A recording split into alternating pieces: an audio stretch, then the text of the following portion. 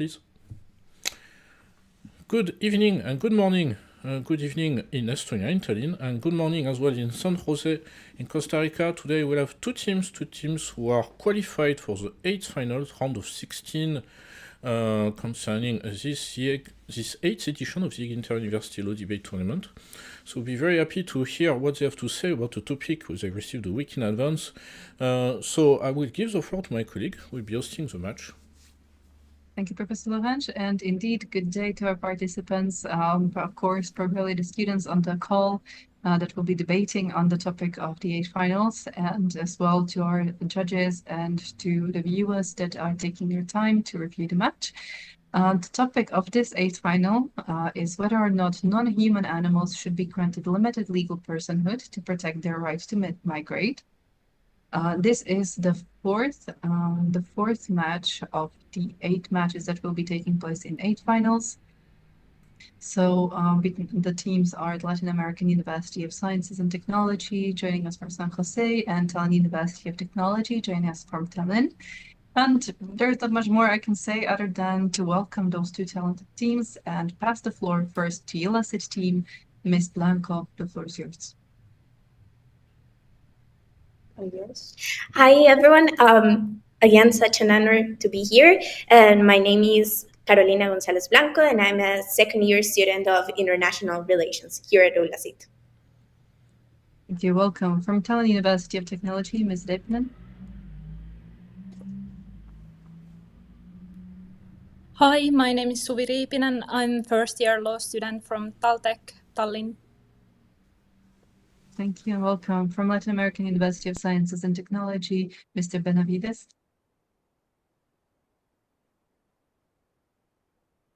Hello, it's a pleasure to be here again. My name is Gabriel. I'm a first-year student of International Relations here at ULACIT. Thank you. Welcome. From Tallinn University of Technology, Ms. Mirenburg. Hi, my name is Maria Mirenburg. I'm honored to be in part of this debate. I'm a first-year law student of Tallinn University of Technology. Thank you. Welcome. For ULACIT team, Ms. Fernandez. Hello, thank you. My name is Mabel Fernandez, and I study at ULACIT. This is my second year in international relations. Thank you. Welcome. For Tallinn University of Technology, Ms. Koppel. Hi, I'm Grete Leena, also studying at Taltech, also first-year student. Again, such honor to be here, and I'm waiting for this debate, really.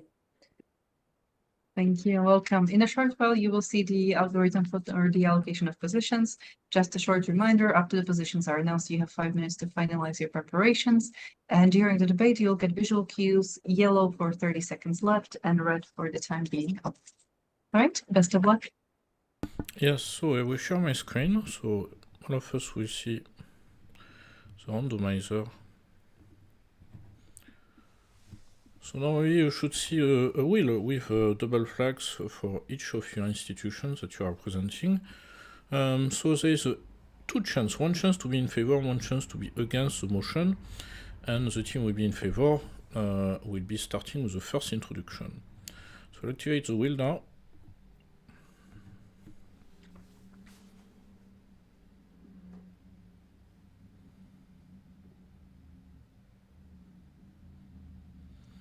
That will be ULACIT, Latin American University of Science and Technology. Will be starting with the first introduction, will be in favor of the motion. As a consequence, that will be Tallinn University of Technology, will be against the motion. Concretely, it means ULACIT will be defending the position that non-human animals should be granted limited legal personhood to protect their right to migrate. While Taltech, Tallinn University of Technology, will be defending the position that non-human animals should not be granted limited personhood to protect their right to migrate. Now you'll have 5 minutes to review our notes, and then we'll hear the introduction from ULACIT, from the team from Costa Rica.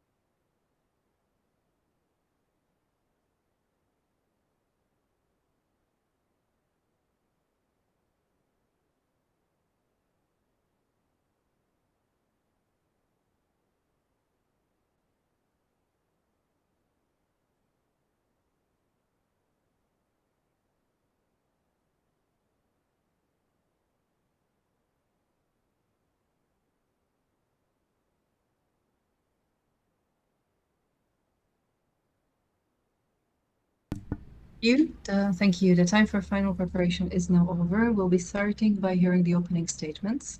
First with ULACIT debate team in favor position. You now have 4 minutes. Thank you very much. Can you hear me well? Yes. I will be starting in 3, 2, 1. Imagine the sky without the fluttering of monarch butterflies, their ancient migration paths severed by urban expansion. Picture whales, unable to complete their oceanic journeys because of shipping lanes, sonar testing, or underwater walls of sound. And elephants, driven from centuries-old routes by fences and highways and farms. These are not dystopian futures. This is our current reality. We must ask ourselves, if migration is a matter of survival for these species, shouldn't the law recognize and protect that right? Today, we stand firmly in favor of the motion that non-human animals should be granted limited legal personhood to protect their right to migrate.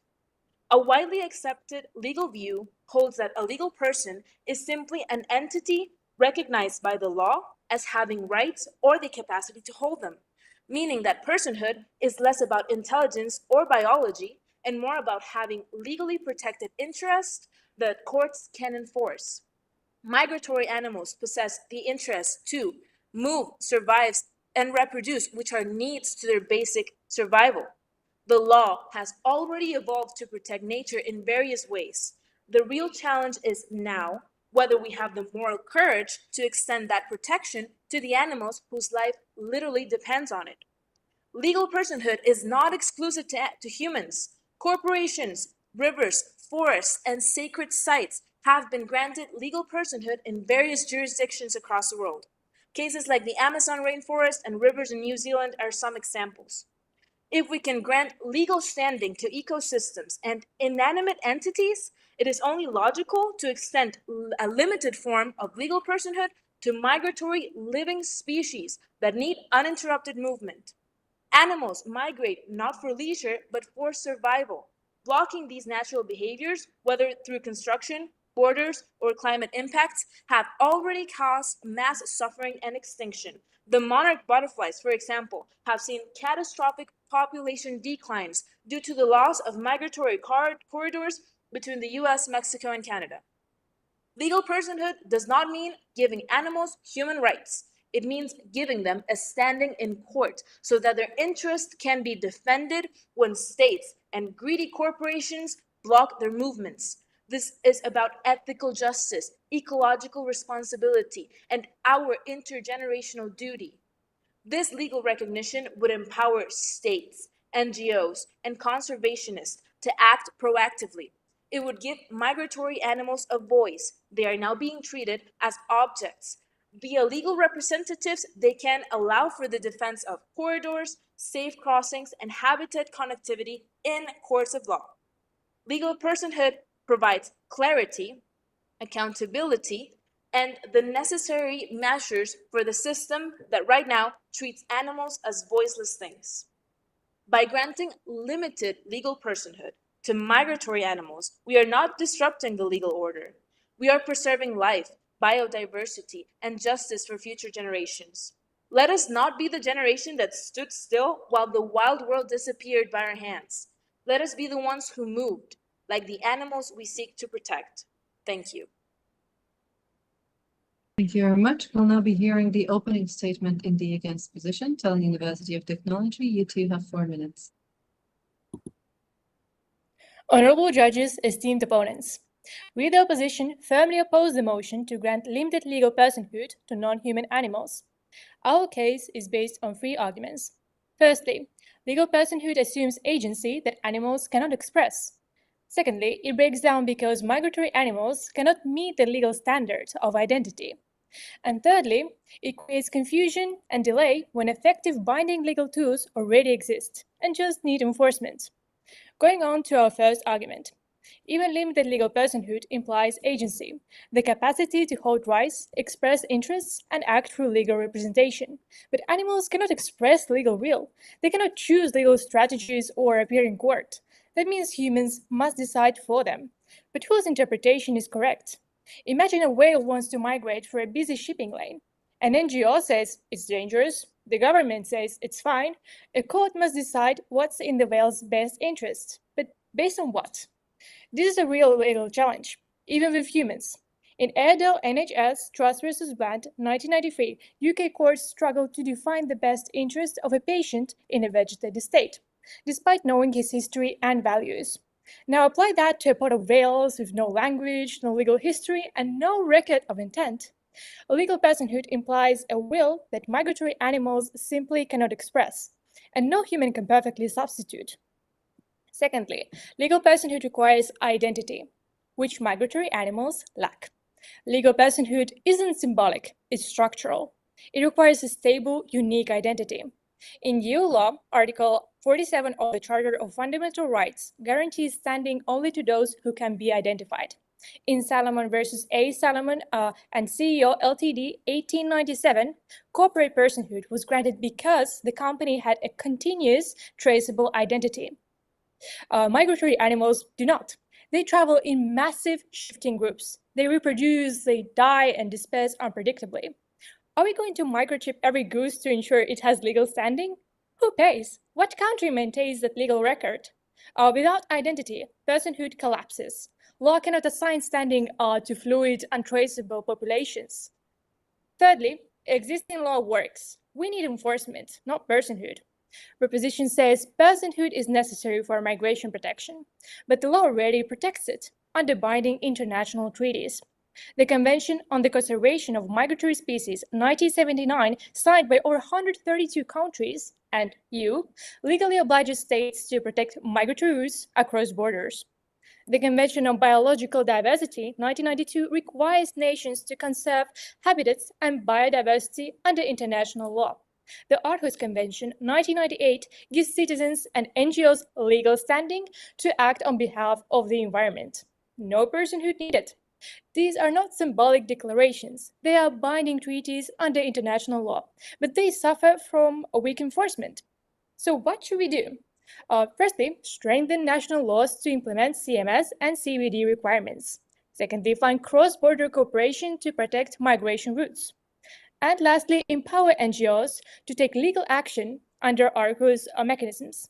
Legal personhood won't make enforcement happen. It just creates confusion about representation, standing, and jurisdiction. We don't need to give whales lawyers. We need governments to do their job. To conclude, this motion offers the illusion of legal progress at the cost of legal clarity. It assumes animals can act in court, ignores that they lack identity, and distracts us from enforcing real protections already written into law. Animals don't need personhood, they need protection, and enforcement is how we deliver it. We urge you to oppose the motion. Thank you.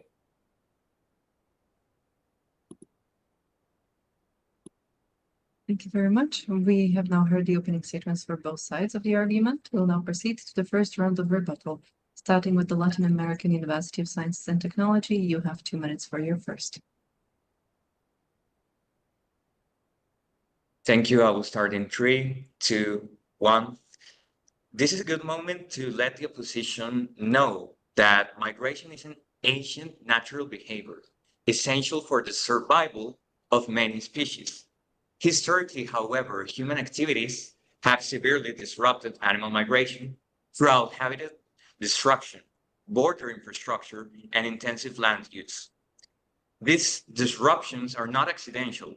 They are the consequence of centuries of treating animals as resources rather than beings with interests of their own.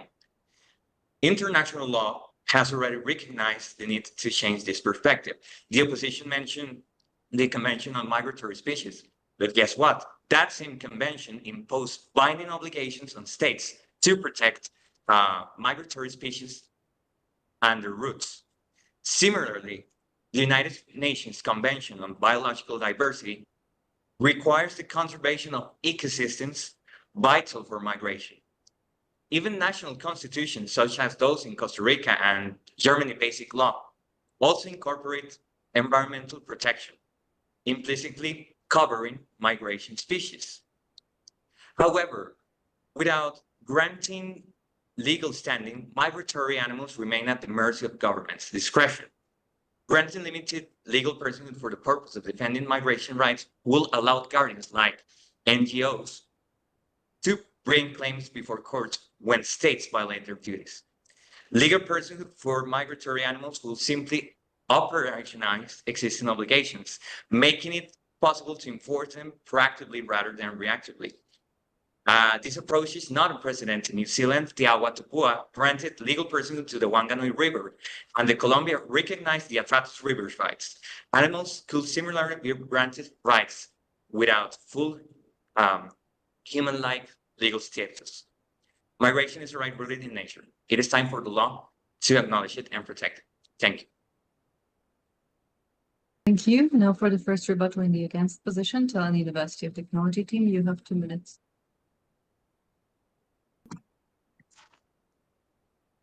Am I visible and audible? You are. Okay. Honorable judges and esteemed opponents, let's be clear. This motion proposes not protection but confusion. The proposition argues that legal personhood is necessary to protect migration species like whales and elephants, but what they offer is legal illusion that fails on every structural, legal, and practical level. First, legal personhood requires identity. In Salmon v. Salmon from 1897, corporate personhood was granted because the company had trackable continuous legal existence. Migratory animals like butterflies and whales do not. They migrate across borders, across generations, and cannot be identified or tracked. You can't grant standing to creature you can't define, let alone trace in court. Second, guardianship is not solution, it's liability. And thirdly, the proposition ignores existing law. We already have powerful binding treaties like Convention on Migratory Species and Convention on Biological Diversity. As mentioned before, the problem is not legal status, it's political will, lack of funding, and enforcement failure. Declaring whale a person won't build a migration corridor. Paying rangers and enforcing treaties will. So by giving these animals this limited legal personhood, you're actually taking away from these conservation acts which are already working. You're taking away from real conservation which is actually helping these animals, and you're just putting there this legal personhood which is really hard to enforce. And the example of this Huangshi River is misleading because river cannot be same as animal. Thank you. Thank you. We'll now hear the second rebuttal for the in favor position. Latin American University of Sciences and Technology, you have 2 minutes. Thank you. I will start in 3, 2, 1. Ladies and gentlemen, this is not just about animal rights. This is also about a legal responsibility, environmental justice, and human dignity. We have a legal duty, not just a moral suggestion, to protect the environment. According to even the Inter-American Court's advisory opinion, OC 23/17, a healthy environment is not a luxury. It is a legal prerequisite for the enjoyment of fundamental human rights. Being this legal debate, we must ask, what does the law demand of us? It demands precaution. It demands action, even in the face of uncertainty. The precautionary principle compels the states to act preventively when there's the risk of irreversible damage. And nothing is more irreversible than the extinction of a species. Migration corridors are essential to maintaining ecosystems. They ensure pollination, seed dispersion, and genetic diversity, all of which keep ecosystems stable. If we allow those corridors to disappear, the damage is permanent. It is irreversible. This isn't just about protecting animals, it is also about protecting ourselves. Because when ecosystems collapse, so do food systems, health systems, and even economies. Human rights and environmental rights are now legally and ecologically intertwined. And it goes beyond the present. International environmental law increasingly recognizes intergenerational equity. We are legally bound to act not just for ourselves, but for the generations that come after us.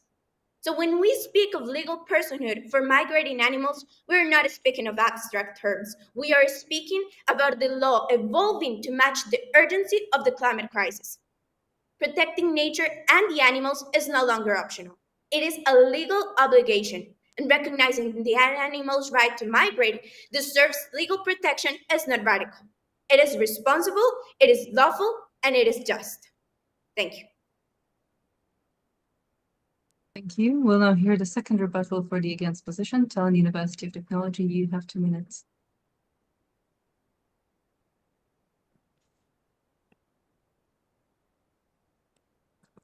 Can you hear me? Yes. So, honorable judges, the proposition says we already grant personhood to rivers and companies. But there's a key difference. Legal personhood comes with liabilities as well as rights. When India granted, for example, legal personhood to the Ganges and Yamuna rivers in 2017, the decision was quickly stayed. Why? Because the court raised concerns that rivers might be sued for damages caused by flooding. They intentionally leave it out. And going back to the their mentioned river, Wangui River, that was granted legal personhood, the government had to create a special trust and fund it and appointed guardians. That's manageable for a single river. But how do you scale that for millions of animals moving unpredictably across countries? And going back to the my mentioned rivers, now apply that to animals. If an elephant tramples a village field or migratory birds damage crops, who is responsible under the law? Their personhood could legally invite claims against them, or more likely against their legal representatives, NGOs, or guardians. The proposition doesn't really tell us about how we're gonna solve this problem. This doesn't protect animals. It risks turning their guardians into defendants and tying up conservation efforts in costly, confusing litigation. Personhood opens a legal door that we may not be able to close, and animals could be the ones who suffer for it. And it could backfire, like I said, that they want to sue the animal, like the people wanted to sue the rivers for the flooding. Thank you. Thank you. We'll now be hearing the concluding statement, starting with the ULACIT team. In favor, you have 2 minutes. Thank you. I will be starting in 3, 2, 1. The protection of the environment for our future generations is in our hands. As my classmate mentioned, there is a principle of intergenerational responsibility. We must act. We cannot neglect the declining population of migratory species that is happening due to human cause. Legal duty is what this is, not just a moral suggestion. We are not here to discuss whether we should or not give these animals the limited legal personhood while knowing that it is our legal and moral duty to do so. The opposing team mentioned animals cannot meet the legal standards. They do not have an identity. Legal standards have already been adapted to include entities such as we've been mentioning, corporations, rivers, and sacred places. These things cannot meet human criteria either. Animals don't need to fulfill duties. They just need to have protectable interests, which they already do have. The opposing team mentioned there are tools, they only need more enforcement. While enforcement of existing tools is important, those tools often fail because of the same reason that animals have no legal standing. There is hard international law binding obligations to protect these migrating species. Costa Rica, Germany, and Argentina have constitutions that protect and prioritize the environment. A healthy environment is recognized as a fundamental requirement for the enjoyment of human rights. We share this environment with other species, and it is our responsibility to ensure their welfare as well. Thank you. Thank you. We'll now be hearing the concluding statement against. Tallinn University of Technology, you have 2 minutes. Am I visible and audible? You are. Okay, great.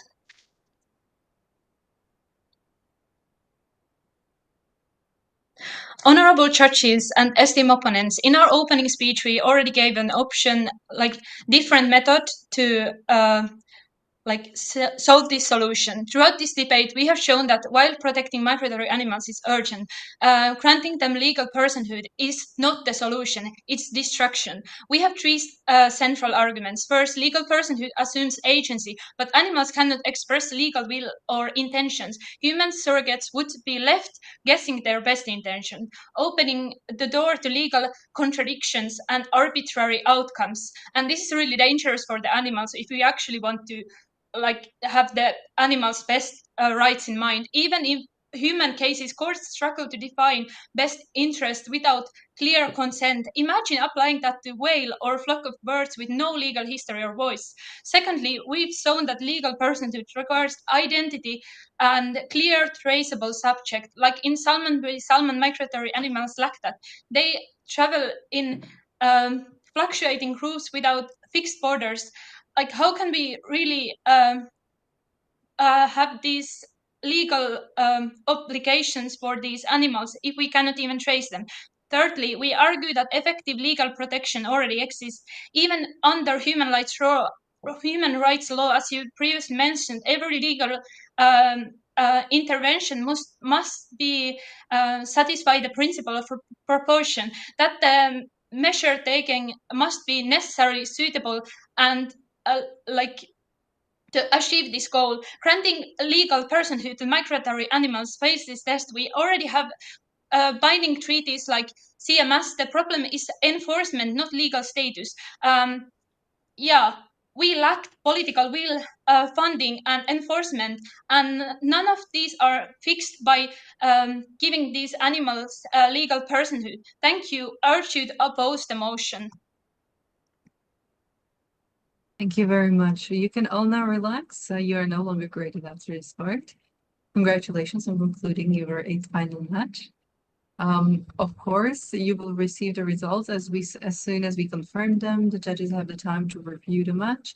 But for now, we can already do a short feedback round on the call directly with all of you. So I will be passing the floor first to the ULACIT team, starting with Ms. Blanco. How did you find the match, the debate today?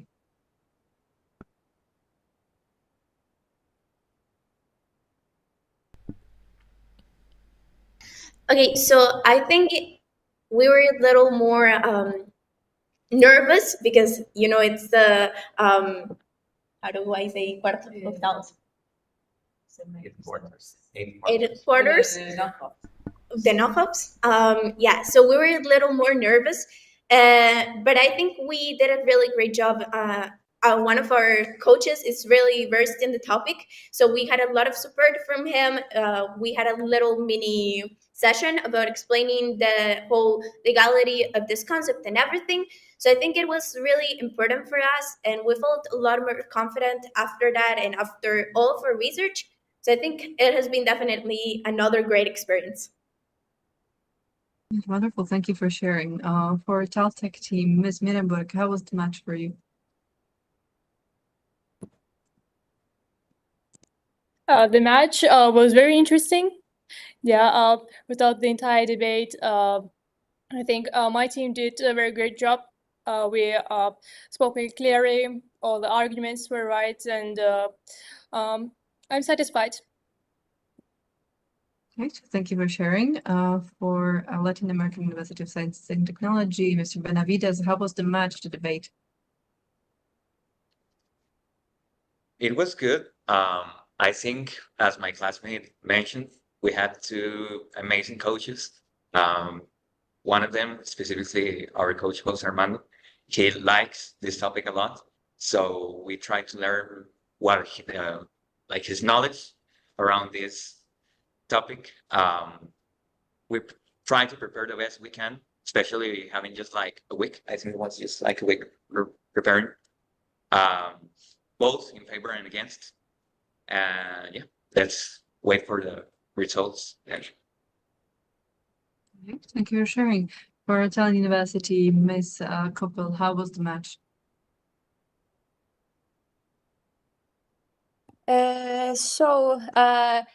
When we received the topic, we all were like, what? We never even thought about this. Like, I had no personal opinion about this. I had no idea about myself think about this. Am I in favor, or I don't, do I even support this myself, or do I not support this? And then I did research. I still don't know, but like found very good like arguments for both sides. But yeah, it was very confusing for all of us because we were like asking our mentor, what do they want from us? What do we actually have to argue for? Because I think that saying yeah, let's grant them limited legal personhood, so I would think that I'm gonna give them like right to life or something. But then you add this that just for migratory rights, which is gonna confuse it even more, and you have to do even more deeper research and go into declarations. So it was very confusing topic at first. Right, well, thank you for the feedback. Just a side note from the organizing team, it's been wonderful to hear both teams how you have handled the topic and how you were able to interact. But then again, passing the floor to Latin American University team, Ms. Fernandez, how was the match? Yeah, well, same for us. We had no clue. Like when we received the topic, we were like trying to figure out like how to approach it. And I think neither of us had a formed opinion before, which was good because we were able to research unbiased and have like a more thorough comprehension of the topic. It was very fun. We definitely heard some of the arguments we were thinking of using if we were on the other side of the positions, which was very like it made our debate, I think, like much more engaging because we were like, okay, they're using this, and then okay, we need to adjust our position to answer what we would have said also. So we were kind of like going against our own ideas at some point. But yeah, it was very good. Yeah. Nice, thank you for sharing. And Ms. Repinen for Tallinn University, how was the match for you? Yeah, as previously mentioned, the topic was at first a little bit confusing for us, but then I think we did a lot of research, so then it started being quite interesting after a while because there were a lot of things we didn't like expect. Like even we didn't know that the reverse would have limited legal personhood, or like it was quite surprising actually when we started researching it. So thank you for the debate to your team, and thank you for the topic to you guys. Thank you as well for the feedback. All right. So there's of course always opportunities to stay in contact. You are always tagged on LinkedIn with the results and with the match announcements. So we really do encourage you to stay in contact that way. Of course, unfortunately, the mid-edition networking event had to be postponed until early May. So you'll be getting information on that as well. And there's also a little surprise in regards to possible workshop where you can get a bit more skills in regards to and information in regards to LinkedIn profile and your CV and motivation letter writing. And there is also a little bit of networking at the end of every match. So I would just like to ask both teams. So the same question addressed to your teams, you can just answer. You can choose who answers on your behalf, or you can answer all three of you. So first one would be, what kind of activities are usually proposed or available to you as students, either on campus or in general from your program or your university? Starting with the ULACIT team, what are the activities and opportunities that you might be getting during the school year?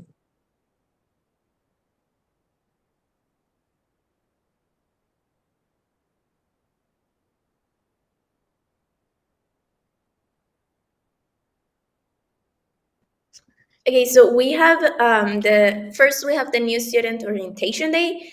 When I first came here, it was really fun because there was a lot of people that came from different careers and everything. So it was definitely really interesting. Then we have two things that are the sellos azules and sellos verdes, which are greeting stamps and blue stamps. But these type of things are like a kind of virtual 1 hour seminar about a certain topic, and they're about a lot of different topics, so you can learn about the importance of SDGs in diplomacy, or you can learn about the benefits of drinking milk. There are definitely a lot of ideas and topics that are discussed, and I think it's really interesting because you keep up to date with new ideas and learn a little bit more about different topics. All right, thank you for sharing. It's quite a wide range. Ms. Fernandez, Mr. Benavides, is there anything you would like to add as well?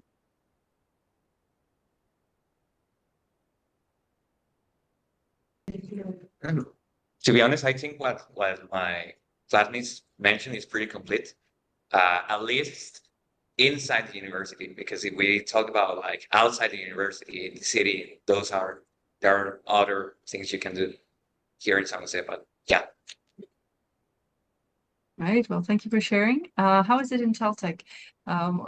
What opportunities and what activities are available to you during the school year? I think there is actually a lot. It's like they want to do everything that's best for us as students. They try to give us as many opportunities as you possibly can imagine. And also, like, just recently there was like Taltech Business Forum where you can listen to actually like successful people in Estonia. And also there is coming up Future Law, which is not like Taltech's own event, but we get like they try to give us the cheapest tickets. So you can, if you're in Taltech, you can get these discounts and whatever. And also, of course, there's debate club.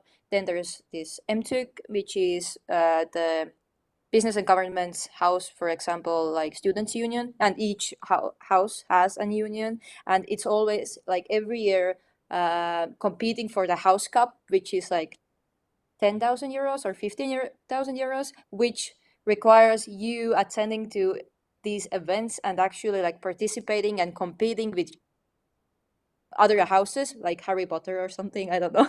Anyways, so yeah. Yeah, do you guys want to add something?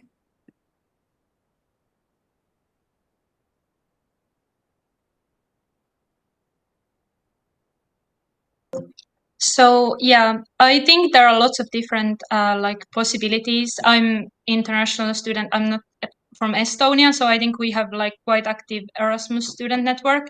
They are organizing a lot of different events, and that's really great. And there are also like a lot of clubs, as Gretlin mentioned before. We have like in our law school we have 2 law student associations, which are like hosting different law related events, and I'm part of one of them, and we did like held like mock UN event, and I think that was super fun. So I think there is everything to everyone.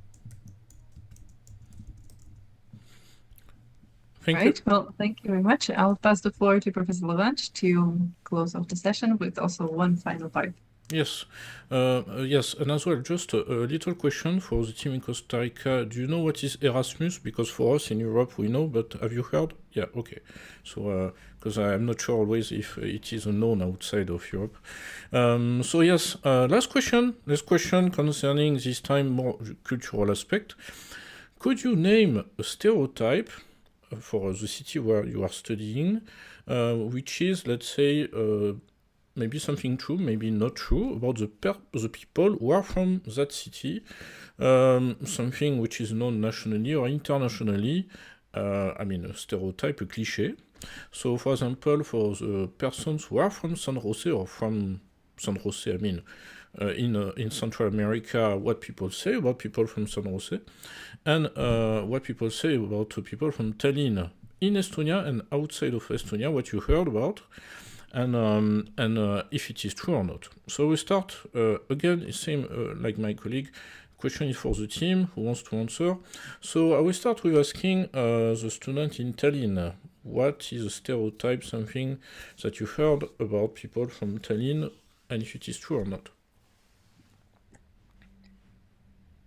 So I would maybe broaden it up with like stereotypical Estonian. They say that people don't talk with each other, we're ignoring each other, we don't want to like you people.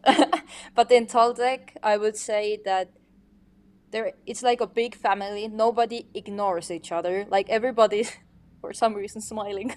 and we're always like greeting people and wanting to help each other, which is not everywhere in Estonia, I would say. So like here in this school particularly, I would say that it's like actually like a little family you want to actually come to, because when I was in high school I didn't want to go to school but here you feel like you want to come here, attend here and see the people you study with, because they're actually passionate about what they study. Not that studying all of this mathematics, I'm forced to study it. I came here to study myself, I want to study it. So yeah, everybody is actually happy here. You want to add something as well to the students who came to the university to study?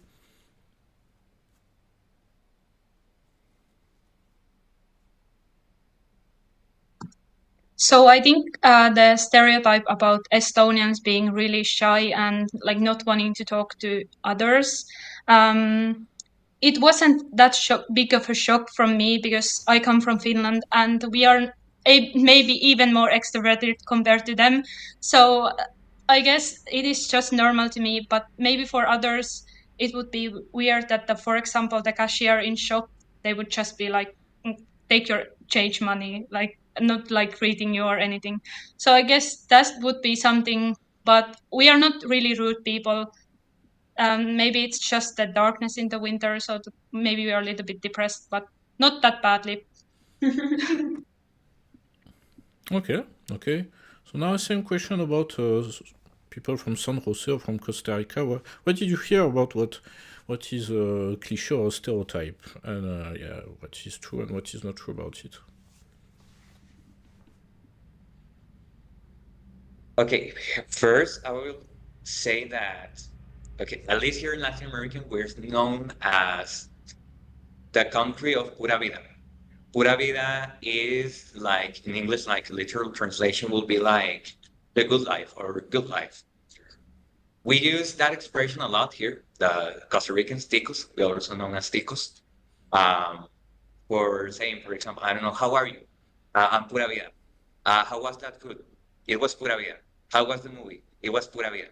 So yeah, it's like the good life, literally. So we try, as Costa Ricans, try to live that, the good life. Okay.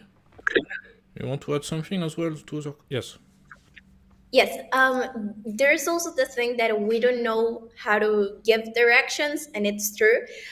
We have very specific directions because we don't have names of the streets, or there's no like, we don't know where's the north or south or any of those points. So we just say like, where's that place where fulanita, where someone lived? You go there and then you go to the side for like 2 blocks. That would be our direction. So it's kind of confusing for people that come here that aren't from here, because we have very specific directions. Okay. So, Sorry. Yes? I would say that most of the tico, ¿cómo se dice? Lo que están hablando, ¿cómo se dice? ¿Cómo se llaman estas cosas? Most of the tico stereotypes are true. Like for the most part, they are real. Like what you hear about Latin Americans in general, like they're very chatty, they're very friendly, they're very like family oriented, in the sense that they will literally adopt you. Like if you show up to their house, they will stuff your food with face and like give you like whatever you want, this, have it, it doesn't matter, right? I think ticos are like that. We do not know how to give directions, and we also don't know how to follow them. Like ticos would be lost without Waze. We would not know how to get anywhere. And that's kind of the fault of the infrastructure, because we don't really have names, or just numbers for street, and people don't know the numbers. But yeah, I think another stereotype would be, well, I guess this one isn't that true, and I don't know if it's that known, but a lot of people say ticos are lazy. Like a stereotype, like we're lazy people, like laid back. I think it's because we have places like Santa Teresa and Puerto Viejo, which are very laid back places where people go and like, have a vacation. But the rest of Costa Rica is not necessarily as laid back, so we're not all lazy. We're pretty chill people, but we're not lazy. But yeah. Okay, interesting. A lot of elements, I have to say, from Europe, we didn't know, about Tikos, that I've heard. It was the name, I think, of your football team. That I heard. During the World Cup, they say the Ticos, it's about the Costa Rican football team. But yeah, I would just tell what from France we hear. Maybe you will be surprised. In France, we say people from Costa Rica, because they don't have an army, they are very peaceful. Is what we know about your country. There is no army. It is true, yeah? Yeah. And concerning Estonians, what we say from France is that Estonians are all of them artists. Apparently, there's an artist everywhere. In at least every family, there is an artist. Is it true? No, Miss Koppel, is it true or not? Yeah, I guess. Yes. Okay. I feel like, yeah, everybody feels like if I did understand you correctly, like you think they don't have a military, and here everybody wants to go to war. So like, yeah, basically everybody's ready for it. Like everybody's trained for it. We are all like kind of, I don't know, waiting for it. Oh, I don't know. I'm sorry. I think my colleague mentioned artist. So yeah, as in, everybody's like very. Yes, I didn't mean the war. Huh? I did not say war. My colleague meant artist as Artist, a painter music, or musician. Oh, I thought painting. you said, I've heard partisan. Okay, anyways. Oh, maybe partisan as well. Artists. No. No? Okay. I don't Okay. think Estonian music is good. Okay. Okay. It's horrible. Okay. Even if I would put it that way. I was thinking that you like mean that where we want to stand for our country. I feel like this is something that's like is inside of all of us. But like, yeah, art is terrible. Don't listen. Okay. Okay. But at least this is how we see Estonians, that they do a lot of arts in general. Okay, many thanks for this part. And concerning, of course, the result of the match, it will come during the next days. 2 business days for the judge. I will be watching and rewatching the match if necessary. And as soon as we have the results, we send you the grading forms as usual by mail. And after we'll publish, and of course you will know, the result, and if you move to the quarterfinals. Again, many thanks. We'll let you know as well about the networking event during the next days and this workshop concerning international careers, CVs, applications, etc. And it was a pleasure to have this 4th match of the 8th finals. So many thanks, well done again about this topic, which is indeed unusual, but maybe you will like animal law and you will want to study it even more after debating on it. So many thanks, and again, we keep in touch. Okay? Everyone, well Thank done. you. Thank you. Bye-bye. Thank you. Bye. Bye. I heard partisans. I was like. Okay, I stopped the recording. Yeah, you did.